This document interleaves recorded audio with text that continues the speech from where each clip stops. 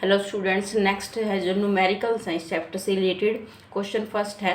Find the energy of each photon in a monochromatic light beam of wavelength 632.8 nanometer. Energy find out करनी है और wavelength given है। तो जो हमारे पास गिवन है पहले वो लिख लेते हैं। गिवन है हमारे पास lambda is equal to 632.8 nanometer. ये नैनो में है, हम इसको मीटर में कन्वर्ट कर लेते हैं। 632.8 इंटू 10⁻⁻9 मीटर हो जाएगा। अब एनर्जी E इक्वल टू क्या होती है, H into new, H into frequency. अब यहाँ पे फ्रिक्वेंसी तो नहीं है तो हम इसको लैम्डा वाले फॉर्मूले में कन्वर्ट करते हैं, hc/लैम्डा। H की वैल्यू पुट करते हैं 6.63 10⁻⁻34। C वेलोसिटी ऑफ लाइट है तो 3 इंटू 10⁻8 और वेवलेंथ गिवन है 632.8 इंटू 10⁻⁻9। तो जब इसको सोल्व करोगे, सोल्व करने के बाद आंसर है वो नियर अबाउट 3.14 10⁻⁻19 जूल। इतना जो है इतना हमारी एनर्जी आएगी। ये क्लियर है, छोटा सा न्यूमेरिकल है, सिंपली वैल्यू पुट करो और आंसर आ जाएगा।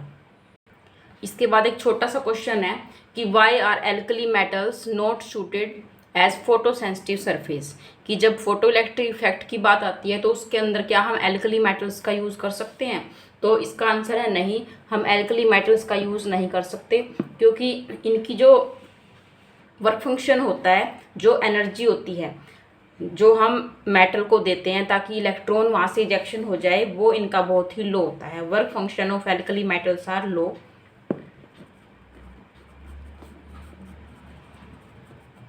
Work function of alkali metals is very low. अगर लो वर्क फंक्शन है तो इट मीन्स आयोनाइजेशन एनर्जी है वो भी क्या होगी, low. Ionization energy is low. तो इट मीन्स हम एल्कली मेटल के सरफेस से जो है इलेक्ट्रॉन को इजेक्शन जो है फोटो इलेक्ट्रिक इफेक्ट के थ्रू नहीं करवा सकते। क्लियर। नेक्स्ट है question number 2। If the work function of caesium is 2.14 electron volt then find its threshold frequency. अब इसके अंदर वर्क फंक्शन गिवन है, देखो कैसे करेंगे। फाई इज इक्वल टू कितना है, 2.14 इलेक्ट्रॉन वोल्ट। इसको हम जूल में कन्वर्ट करते हैं। 2.14 इंटू 1.6 10⁻⁻19 जूल। और work threshold frequency find out करनी है, तो फ्रीक्वेंसी हम कौन से फॉर्मूले से फाइंड आउट करेंगे? एक तो देखो जो एनर्जी का फॉर्मूला होता है E equal to h nu होता है, ठीक है। वर्क फंक्शन भी क्या है, एक एनर्जी है, तो हम इसको एच न्यू के इक्वल लिख सकते हैं। तो यहाँ फ्रीक्वेंसी आ जाएगी 5/h। क्लियर। तो h यानी प्लैंक्स कांस्टेंट की वैल्यू भी हमें पता है, h is equal to 6.63 10⁻⁻34 joule second. तो इस फॉर्मूले में पुट करेंगे फ्रीक्वेंसी इज इक्वल टू 2.14 1.6 10⁻⁻19 और डिवाइड बाय h कर देंगे 6.63 इंटू 10⁻⁻34। तो इसको सोल्व कर लेना। सोल्व करके हमारा आंसर आएगा 5.17 इंटू 10⁻14। फ्रीक्वेंसी है तो इसकी यूनिट हो जाएगी hertz. Next question, what is de Broglie wavelength of a bullet of mass 0.040 kilogram travelling at a speed of 1 kilometre per second. De Broglie wavelength यहाँ फाइंड आउट करनी है। तो यहाँ बुलेट का जो मास है वो कितना है, 0.040 किलोग्राम, ठीक है। स्पीड गिवन है 1 किलोमीटर पर सेकेंड। इसको मीटर में कन्वर्ट कर लेंगे, 1 यानी 10⁻³ मीटर पर सेकेंड हो जाएगी, ठीक है। डी ब्रोगली वेवलेंथ लैम्डा क्या होती है, H/m into v. H is Planck's constant 6.63 10⁻⁻34। Mass given है 0.040 इंटू v, वेलोसिटी 10⁻³ तो इसको सोल्व करते हैं। सोल्व करके आ जाएगा 165.75 इंटू 10⁻⁻37। इसको और सिंप्लीफाई करके लिखेंगे तो 1.65 और 10⁻⁻35 मीटर जो है ये हमारी वेवलेंथ आ जाएगी यहाँ पर। Next question number 4, alpha particle, A proton and an electron have same kinetic energy, which of these particles has shortest D Broglie wavelength. यहाँ पे इन तीनों पार्टिकल की काइनेटिक एनर्जी सेम है और डी ब्रोगली वेवलेंथ पूछा हुआ है किसकी सबसे कम होगी। अब काइनेटिक एनर्जी तो सेम है तो हम कैसे डिसाइड करेंगे, कैसे हमें पता चलेगा कि तीनों में से किसकी जो है वो डी ब्रोगली वेवलेंथ स्मॉल होगी। तो सबसे पहले हम काइनेटिक एनर्जी का फॉर्मूला लिखेंगे 1/2 mv²।